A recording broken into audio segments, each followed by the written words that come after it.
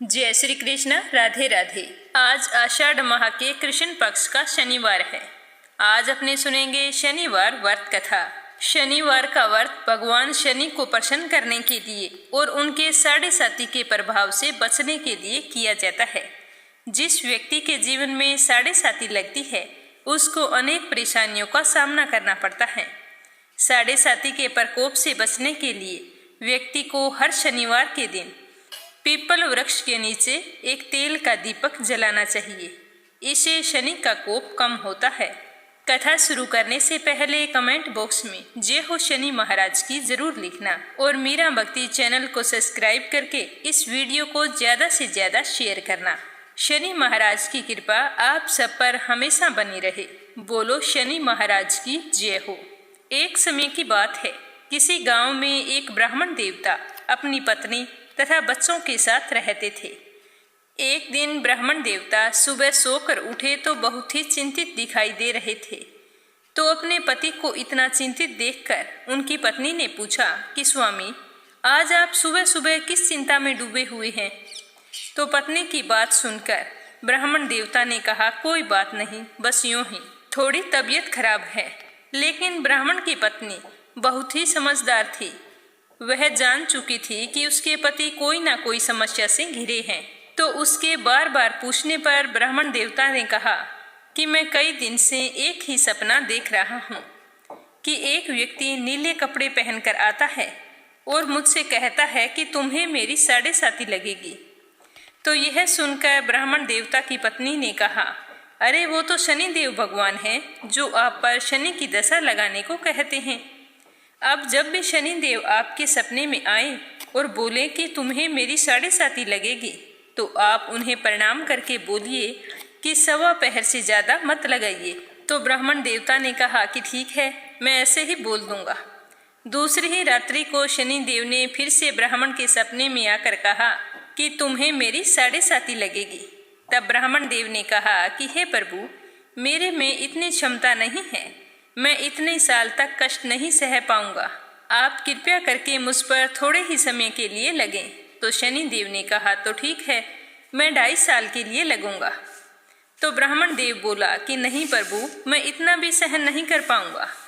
आप कृपया करके केवल 1.25 पहर तक ही लगिए। तो शनि देव ने कहा कि ठीक है, जैसा तुम कह रहे हो, मैं 1.25 पहर तक ही लगूंगा। तो अगले दिन प्रातःकाल होते ही ब्राह्मण देव ने अपनी पत्नी को सारी बात बताई और कहा कि मुझे शनि देव की कुदृष्टि लगी है और वो भी 1.25 पहर के लिए। इसीलिए मैं जंगल में जा रहा हूँ, वहीं पर पूजा अर्चना करूँगा। इतना बोलकर ब्राह्मण देव जंगल में चले गए। जंगल में उन्होंने पूजा की। जब थोड़ा सा समय बचा तो वो सोचने लगे कि इतना समय तो घर जाने में लग जाएगा, तो मुझे अब चलना चाहिए। तो यह सोचकर वो खड़े होकर घर के लिए चल पड़े। रास्ते में उन्होंने देखा कि एक खेत में तरबूज की बहुत सारी बेलें लगी हुई हैं और उन बेलों के बहुत ही सुंदर सुंदर तरबूज लगे हुए हैं। तो उन्हें देखकर ब्राह्मण देवता का मन ललचा उठा। वो सोचने लगे कि तरबूज ले चलता हूँ, घर जाकर बच्चों को दे दूंगा, कितने खुश होंगे। तो यह सोचकर ब्राह्मण ने 2 तरबूज तोड़कर अपने पास एक थैला था, उसके अंदर वो तरबूज रख लिए और खेत के मालिक को देखने लगा कि मालिक दिखाई दे जाता तो उनका मूल्य दे चलता। तो खेत का मालिक तो वहाँ दिखाई नहीं दिया। तो ब्राह्मण ने उसी बेल के पास में तरबूज का मूल्य रख दिया और अपने घर के लिए रवाना हो गए। तो चलते चलते जैसे ही नगर में पहुँचे तो नगर में उन्हें 2 सिपाहियों ने रोक लिया और पूछने लगे कि ब्राह्मण, तुम्हारे थैले में क्या है? तो ब्राह्मण देव ने कहा कि इसमें तो तरबूज है, मैं अपने बच्चों के लिए लेकर आया हूँ। तो सैनिकों को भरोसा नहीं हुआ, तो वो कहने लगे कि खोल कर दिखाओ। तो ब्राह्मण देव ने जैसे ही थैला खोला तो देखा उसके अंदर तो नगर के राजा के दोनों बेटों के सिर कटे हुए हैं। तो यह देखते ही सैनिकों ने ब्राह्मण को बंदी बनाया और राजा के पास ले गए और बोले कि महाराज, इस ब्राह्मण ने आपके पुत्रों की हत्या कर दी है और उनके सिर अपने थैले में छुपा रखे हैं। तो यह सुनते ही राजा को बहुत ही गुस्सा आया और दुख भी हुआ। तो उन्होंने आदेश दिया कि इस ब्राह्मण को तुरंत ही फांसी पर चढ़ा दो।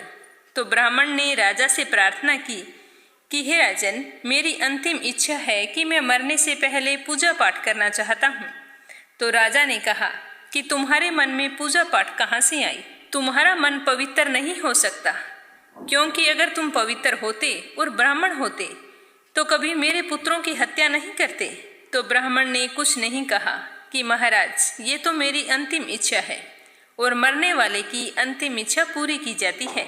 तो राजा ने ब्राह्मण की अंतिम इच्छा पूरी करने की अनुमति दे दी। ब्राह्मण देव ने पूजा पाठ किया। तब तक शनि का 1.25 पहर समाप्त हो गया। तो उसी समय राजा के दोनों पुत्र शिकार खेलकर लौट आए। तो यह देखकर राजा हैरान था। राजा ने ब्राह्मण की सजा रोक दी और उनके साथ हुए इन हादसों का कारण पूछा। तो ब्राह्मण देव ने कहा कि राजन, मुझ पर शनि देव की 1.25 पहर की दशा लगी थी, जो अब समाप्त हो गई है। तो यह सुनकर राजा ब्राह्मण से पूछने लगे कि हे ब्राह्मण देव, शनि की दशा लगे तो क्या करना चाहिए? मुझे इसके बारे में बिल्कुल भी ज्ञान नहीं है।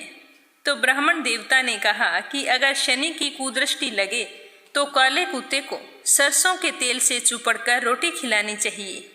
सामर्थ्यवान व्यक्ति को काले हाथी का या काले घोड़े का दान करना चाहिए। शनिवार के व्रत रखकर शनि देव की कथा सुननी चाहिए। इसे शनि की दशा का प्रकोप समाप्त हो जाता है। तो यह सब सुनकर राजा ने ब्राह्मण देव को छोड़ दिया। जैसे ही ब्राह्मण देव घर पहुंचे तो उनकी पत्नी ने पूछा कि स्वामी, आज आप थैले में क्या लेकर आए हैं? तो ब्राह्मण ने कहा कि बच्चों के लिए तरबूज लाया हूँ। तो पत्नी ने थैला लेकर जैसे ही खोला तो उसके अंदर तो सोने, चांदी और हीरे जवाहरात भरे हुए थे। तो यह देखकर पत्नी बहुत ही खुश हुई और अपने पति से कहने लगी कि आपका थैला तो सोने, चांदी, जवाहरात से भरा है, इन्हें आप कहाँ से लाए हैं? तो यह देखकर ब्राह्मण देव बहुत ही प्रसन्न हुए और शनि देव की महिमा अपनी पत्नी को बताई और बोले कि जब 1.25 पहर की दशा लगी थी तो तरबूज राजा के बेटे के सिर बन गए, और जब 1.25 पहर की दशा समाप्त हुई तो वही तरबूज सोना, चांदी, जेवरात बन गए। हे शनिदेव, आपकी महिमा तो अत्यंत निराली है। जैसे आपने मुझ पर 1.25 पहर की दशा लगाई, वैसे किसी पर ना लगाना, और जैसे आपने मेरे जैसे गरीब पर कृपा की, वैसी सब पर करना। जो भी श्रद्धा भाव से आपका व्रत रखे और आपकी ये व्रत कथा सुने, उसकी सारी मनोकामनाएं पूर्ण करके आशीर्वाद देना कि वह कभी भी अपने जीवन में नाना प्रकार के कष्टों का सामना ना करे। अपने कार्य क्षेत्र में हमेशा उसको सफलता मिले। बोलो शनि महाराज की जय हो। अब सुनते हैं अगली कहानी। एक समय स्वर्ग लोक में सबसे बड़ा कौन है, इस प्रश्न को लेकर सभी देवताओं में वाद विवाद शुरू हो गया। वाद विवाद बढ़ते बढ़ते युद्ध की नौबत आ गई।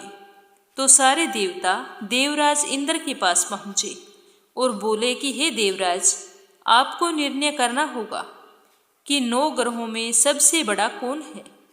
तो देवताओं का प्रश्न सुनकर देवराज इंद्र उलझन में पड़ गए और कुछ देर सोचते रहे। सोचकर बोले कि हे देवगणों, मैं आपके इस प्रश्न का उत्तर देने में असमर्थ हूँ। आप ऐसा करो कि पृथ्वी लोक में उज्जैनी नगरी में राजा विक्रमादित्य का राज्य है। हम सब राजा विक्रमादित्य के पास चलते हैं, क्योंकि वह न्याय करने में अत्यंत ही लोकप्रिय है। उनके सिंहासन में अवश्य ही कोई जादू है कि उस पर बैठकर राजा विक्रमादित्य दूध का दूध और पानी का पानी अलग करने का न्याय करते हैं। तो देवराज इंद्र के आदेश पर सभी देवता पृथ्वी लोक में उज्जैनी नगरी में पहुंच गए। देवताओं के आगमन का समाचार सुनकर स्वयं राजा विक्रमादित्य ने उनका स्वागत किया। महल में पहुंचकर जब सारे देवताओं ने उनसे अपना प्रश्न पूछा तो राजा विक्रमादित्य भी कुछ देर के लिए परेशान हो उठे, क्योंकि सभी देवता अपनी अपनी शक्तियों के कारण महान और शक्तिशाली थे। किसी को छोटा या बड़ा कह देने से उनके क्रोध के प्रकोप से भयंकर हानि पहुंच सकती थी।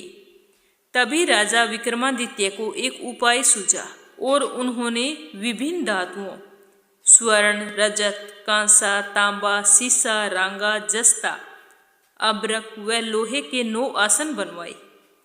धातुओं के गुणों के अनुसार सभी आसनों को एक दूसरे के पीछे रखवा कर उन्होंने देवताओं को अपने अपने सिंहासन पर बैठने को कहा।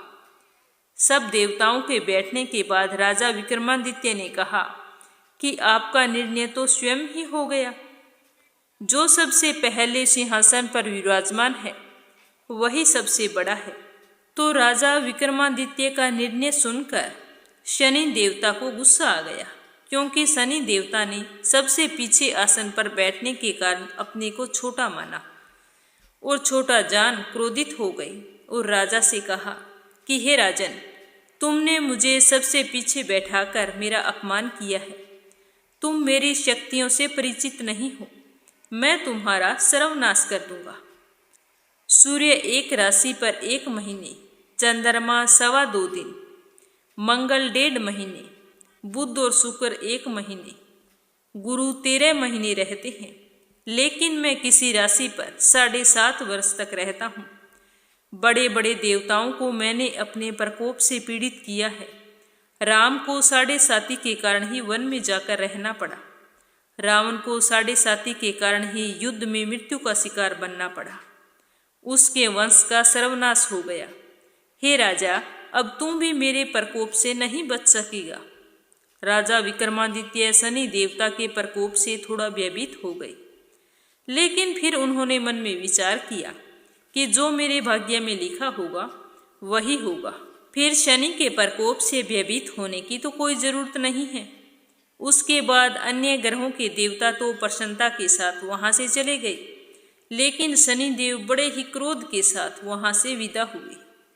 राजा विक्रमादित्य पहले की तरह ही न्याय करते रहे। उनके राज्य में सभी स्त्री पुरुष बहुत ही आनंद से अपना जीवन यापन कर रहे थे। कुछ दिन ऐसे ही बीत गए। उधर शनि देवता अपने अपमान को नहीं भूले थे। राजा से बदला लेने के लिए एक दिन शनि देव ने घोड़े के व्यापारी का रूप धारण किया और बहुत से घोड़ों को साथ लेकर उज्जैनी नगरी पहुंचे। राजा विक्रमादित्य ने राज्य में किसी घोड़े के व्यापारी के आने का समाचार सुना तो अपने अश्वपाल को कुछ घोड़े खरीद कर लाने के लिए वहां पर भेज दिया। जैसे ही राजा के आदेश पर अश्वपाल वहां पर जाकर घोड़ों को देखा तो वह बहुत ही खुश हुआ, लेकिन घोड़ों का मूल्य सुनकर उसे बहुत ही हैरानी हुई। घोड़े बहुत कीमती थे। अश्वपाल ने वापस लौटकर राजा को इसके बारे में बताया तो राजा स्वयं वहां पर गए और एक सुंदर और शक्तिशाली घोड़े को पसंद किया। घोड़े की चाल देखने के लिए राजा उस घोड़े पर सवार हो गए। जैसे ही राजा उस पर सवार हुए तो वह घोड़ा बिजली की गति से दौड़ पड़ा और तेजी से दौड़ता हुआ राजा को एक दूर जंगल में ले गया और फिर राजा को जंगल में ही गिराकर स्वयं कहीं गायब हो गया। राजा अपने नगर को लौटने के लिए जंगल में भटकने लगे, लेकिन उन्हें कोई भी रास्ता नजर नहीं आ रहा था। राजा को भूख और प्यास लग गई थी। भूख और प्यास से बेहाल राजा जंगल में भटकते रहे।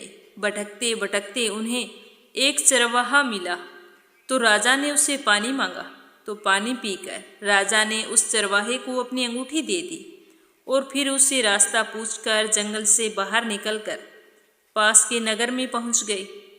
राजा ने एक सेठ की दुकान पर बैठकर कुछ देर आराम किया। उस सेठ ने भी राजा से बातचीत की तो राजा ने उसे बताया कि मैं उज्जैनी से आया हूँ। राजा के कुछ देर दुकान पर बैठने से सेठ जी की खूब बिक्री हुई तो सेठ जी ने राजा को बहुत ही भाग्यवान समझा और उसे अपने घर भोजन के लिए ले गया। सेठ के घर में सोने का एक हार खूंटी पर लटका हुआ था।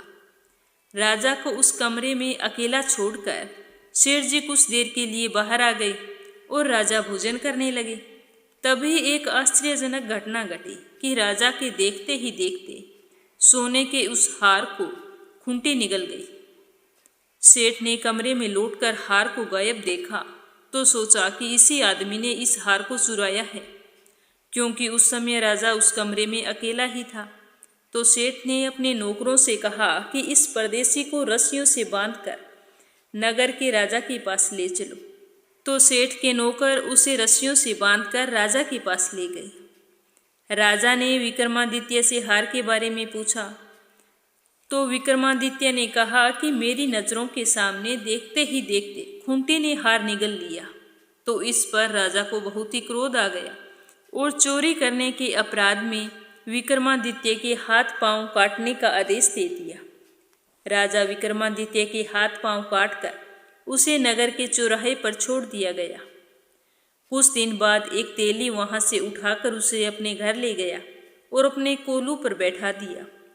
राजा आवाज देकर बैलों को हाँकता रहता। तो राजा विक्रमादित्य इसी तरह तेली का बैल चलाता रहा। राजा को भोजन मिलता रहा। शनि के प्रकोप की 7.5 पूरी होने पर वर्षा ऋतु प्रारंभ हुई। राजा विक्रमादित्य एक रात मेघ मल्हार गा रहा था।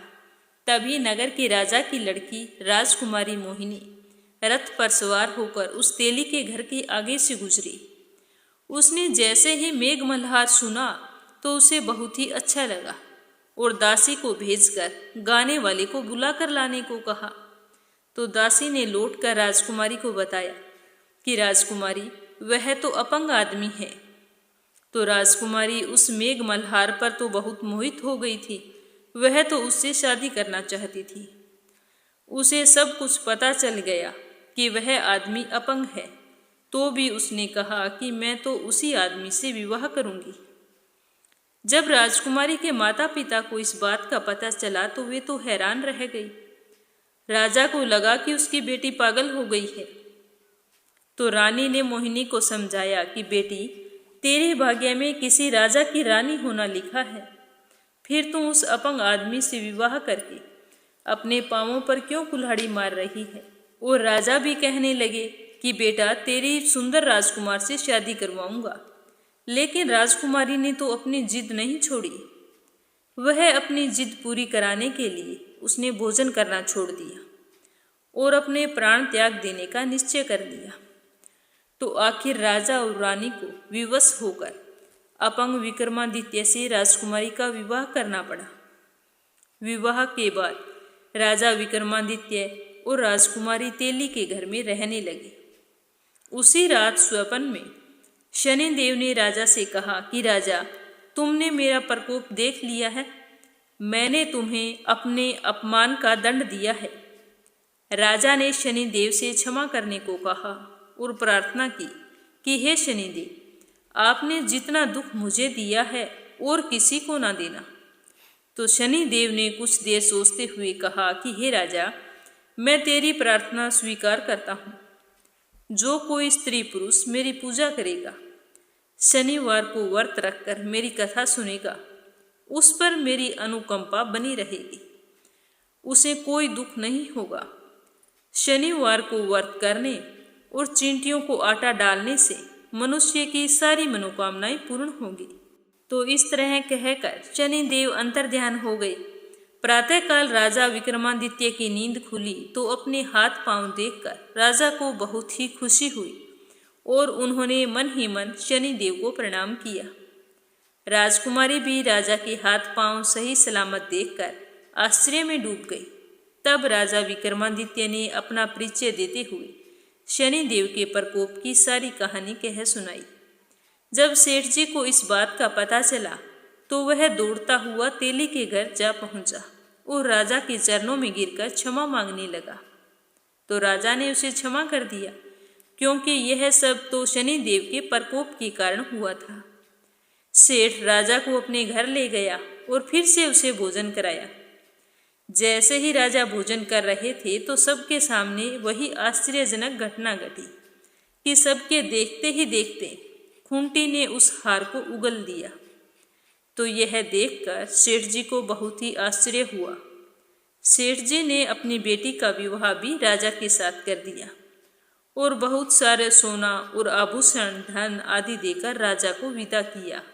राजा विक्रमादित्य राजकुमारी मोहिनी और सेठ की बेटी के साथ उज्जैनी पहुंचे तो नगरवासियों ने हर्ष से उनका स्वागत किया।